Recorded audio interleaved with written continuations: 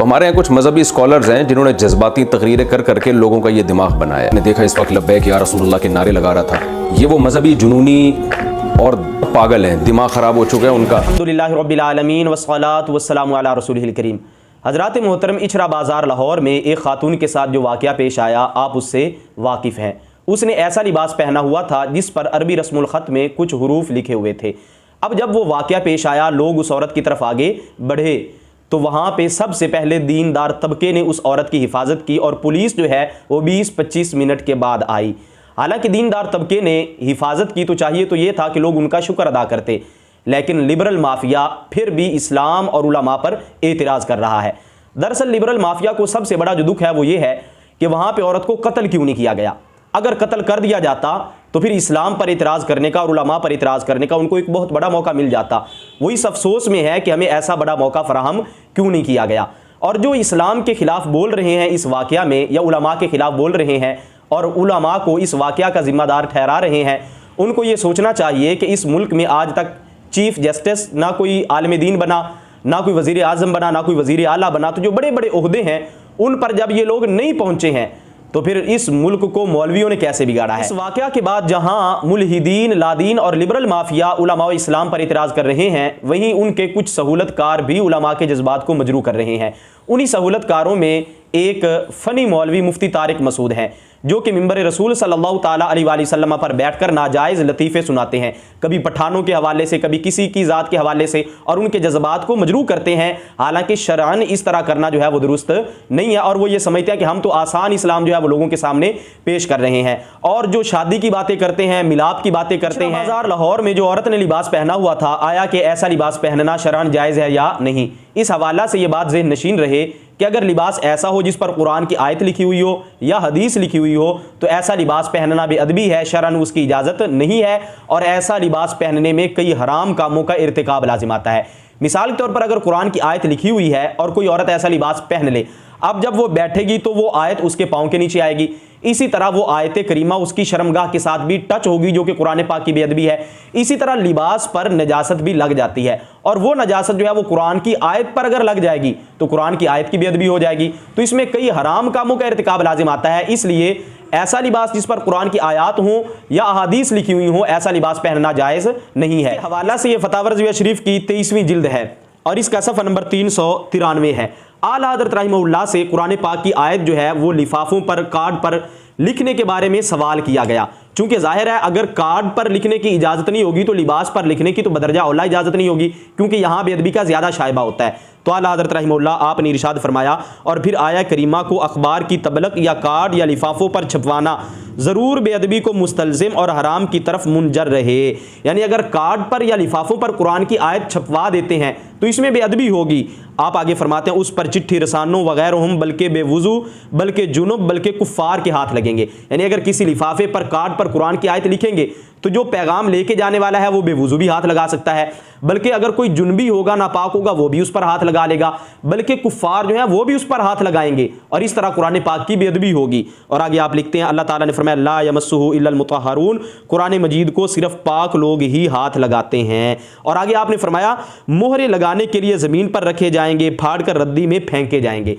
Card जब मोहर लगाएंगे तो उसको नीचे ज़मीन पर रखेंगे, ये भी कुरान की आयत की बेअदबी है। फाड़ कर बाज़ लोग रद्दी में फेंक देते हैं, ये भी बेअदबी है।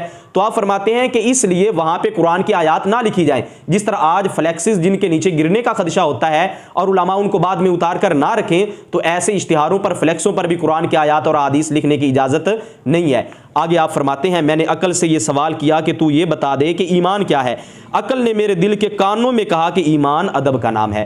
तो लिहाजा जब ईमान अदब का नाम है तो अदब का तकाजा ये है कि ऐसा लिबास जिस पर कुरान की आयत हो वो ना पहना जाए। और आगे आप फरमाते हैं रसूलुल्लाह सल्लल्लाहु ताला अलैहि वसल्लम फरमाते हैं अलिस्मु मा हाका फी सदरी का, गुनाह वो है जो तेरे दिल में खटके। तो इसलिए ऐसा लिबास जिस पर कुरान की आयत या अहादीस हो, ऐसा लिबास पहनने की तो बिल्कुल भी इजाजत नहीं, बल्कि इसमें कई हराम कामों का इर्तिकाब करना लाजिम आता है। अब दूसरे नंबर पर ऐसा लिबास जिस पर कुरान की आयत या हदीस ना हो, बल्कि सादा हुरूफ लिखे हुए हों, जिस तरह की इस औरत ने जो लिबास पहना हुआ था उस पर कुरान की आयत और हदीस नहीं लिखी हुई थी, बल्कि हलवा और इसकी मिसल जो है वो कलिमात लिखे हुए थे। ऐसा लिबास पहन सकते हैं या नहीं? तो ऐसा लिबास पहनने से भी बचना चाहिए, क्योंकि कलाम जो होता है वो हुरूफ तहज्जी से मुरक्कब होता है और हुरूफ तहज्जी के अदब का भी हमें हुक्म दिया गया, और ज़बानें जितनी भी हैं वो इल्हामी हैं। इसके हवाले से यह तफसीरुल कबीर इसकी जिल्द 1 है, इमाम फ़खरुद्दीन राज़ी रहमहुल्लाह इसके सफ़ा नंबर 396 पर ये इरशाद फरमाते हैं, अल-लुगातु कुल्लुहा तौक़ीफ़िय्यतुन, कि लुगतें यानी ज़बानें सारी की सारी इल्हामी हैं। ज़बान कोई भी किसी मुल्क में बोली जाती हो तो ये अल्लाह ताला की तरफ से इल्हाम की हुई हैं, इसलिए जो इनके हुरूफ होते हैं उन हुरूफ का भी अदब किया जाएगा। इसके हवाले से ये फतावा रज़विया शरीफ की जिल्द 23 है।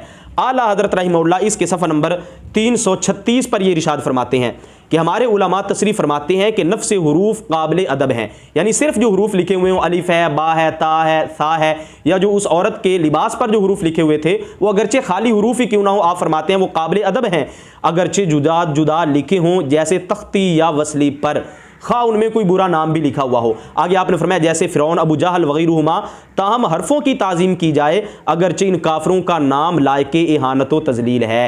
यानी फ़िरौन और जिस तरह के अबू जहल हैं इनका नाम तो लायके इहानत है, लेकिन इसमें जो फ़ा आई, इसमें जो रा आई, इसमें जो आइन आई, ये जो हुरूफ हैं ये काबिल एहतराम है। और अगले सफ़ा पर आप लिखते हैं कि हुरूफ तहज्जी खुद कलामुल्लाह हैं कि हूद अलैहिस्सलातु वस्सलाम पर नाजिल हुए, तो इसलिए हुरूफ के अदब का भी हुक्म दिया गया है, तो ऐसा लिबास पहनना मुनासिब नहीं है। जहां तक लाहौर वाले वाकया की बात है तो इसका असल सबब और मुहर्रिक उलमा और इस्लाम नहीं, बल्कि इसका असल सबब दीन से दूरी है। चाहिए तो यह था कि लिबरल माफिया ऐसे मौका पर खुद भी दीन हासिल करता और लोगों को भी दीन हासिल करने की तलकीन करता, लेकिन उल्टा इन्होंने हस्बे आदत इस्लाम पर एतराज़ात करना शुरू कर दिए। वहां पे जो मजमा खड़ा था, जो औरत की तरफ बढ़ रहा था और हमला करने की कोशिश कर रहा था, उनमें एक भी मौलवी नहीं था, एक भी दाढ़ी वाला नहीं था, एक भी शेखुल हदीस नहीं था, एक भी हाफिज और मुफ्ती नहीं था। जब वहां पे ये लोग मौजूद ही नहीं थे तो इन पर ये मलबा कैसे डाला जा सकता है? बल्कि इन्होंने तो वहां पहुंचकर पुलिस के आने से पहले जो दीनदार तबका था, इन्होंने उस औरत का तहफ़्फ़ुज़ किया और तहफ़्फ़ुज़ करके बता दिया कि यहां पे कोई गुस्ताखी नहीं हुई है। अलबत्ता इसमें जहां अवाम की जहालत है वहीं औरत की भी हमाकत है, तो उसको चाहिए था वो तहमत की जगह से बच जाती। जहां पे लोगों ने इतना दीन नहीं सीखा, कुरान और सुन्नत से इतने दूर है, उनको कुरान और गैर कुरान का फ़र्क नहीं पता, तो ऐसे दौर में ऐसा लिबास पहनकर औरत बाहर ही ना जाती, बल्कि सैयदा फातिमा रज़ियल्लाहु ताला अन्हा के नक्शे कदम पर चलते हुए उन जैसा लिबास पहनती, यानी सर को नंगा ना रखती और यूं फैशन करके जो है वो बाजारों के अंदर ना जाती, बल्कि सैयदा आयशा तो सिद्दीक़ा रज़ियल्लाहु ताला अन्हा की सीरत पर वो औरत अमल करती और नफ्स हुरूफ भी काबिल एहतराम है। इस वजह से ऐसा लिबास जो है वो पहनना मुनासिब नहीं है। और वैसे भी ये जो लिबरल माफिया है, या ये जो सेकुलरिज्म वाले हैं, या ये जो मुल्हिदीन है, या ये जो लादीन हैं, अगर लिबास पर कुरान की आयात भी लिखी हुई होती तब भी इन्होंने कहना था कोई बात नहीं, ये तो फैशन है, फैशन करने से क्यों रोकते हो तुम, कुरान की आयतें भी लिखी हुई हैं। इन्होंने दिफा फिर भी उनका करना था, क्योंकि इनके नज़दीक फैशन परस्ती का ही दिफा किया जाएगा और ऐसी औरतों का दिफा किया जाएगा जो कि फैशन कर रही होती हैं और बाहर आ रही होती हैं, जा रही होती हैं, जो खालिस इस्लाम की बेटियां हैं, उनका दिफा ये लोग कभी भी नहीं कर सकते। हालांकि देखें, अगर असम्बली के अंदर ये 1-2 रोज़ कबल जो औरत पर जूतों की बरसात की गई और कई मर्दों को जूते असम्बलियों के अंदर दिखाए गए और वहां पे दर्जनों से ज्यादा लोग मौजूद थे, अब जिन लोगों ने जूते फेंके औरत पर, क्या ये औरत की तजलील नहीं है? वहां पे कौन सा मौलवी था जो जूते फेंक रहा था? कौन सा मौलवी था जो वहां पे हमला कर रहा था? तो लिहाजा औरत की तजलील मौलवी कर रहे हैं, या ये जो आम लिबरल और ये जो लादीन लोग हैं ये औरत की तौहीन कर रहे हैं, ये औरत की तजलील कर रहे हैं। हम तो आज भी औरत को दावत दे रहे हैं कि सैयदा फातिमा रज़ियल्लाहु ताला अन्हा की सीरत तुम्हारे लिए काफ़ी है। 8 मार्च के नाम पर इन औरतों के पीछे चलते हुए तुम अपना बदन दिखाकर इस्लाम से आज़ादी की कोशिश ना करो। लिबरल माफिया इस्लाम पर यह भी एतराज़ करता है कि मजहब जो है वो तो बारूद बनता जा रहा है और उलमा जो है ये लोगों पर बिला वजह गुस्ताखी के फतवे लगाते हैं और लोगों को गुस्ताख करार देते हैं। हालांकि उलमा अहले सुन्नत ने आज तक किसी पर भी बिला वजह गुस्ताखी का फतवा नहीं लगाया। हाँ, जहां कोई चारा बाकी नहीं था वहां उन्होंने हुक्म शरा सादिर फरमाया। मिसाल के तौर पर ये जो लिबरल माफिया और मुल्हिदीन हैं, ये इस्लाम का मजाक भी उड़ाते हैं, नाच गाना भी करते हैं, सब कुछ करते हैं। अब इस्लाम का मजाक उड़ाना, नमाज का मजाक उड़ाना, या वीडियोस बनाकर उनमें फरिश्तों का मजाक उड़ाना, या फरिश्तों की तरफ बातों के भूलने को मंसूब करना, और इस तरह की ये बातें इस्लाम के खिलाफ करते हैं जो कि कुफर होती हैं।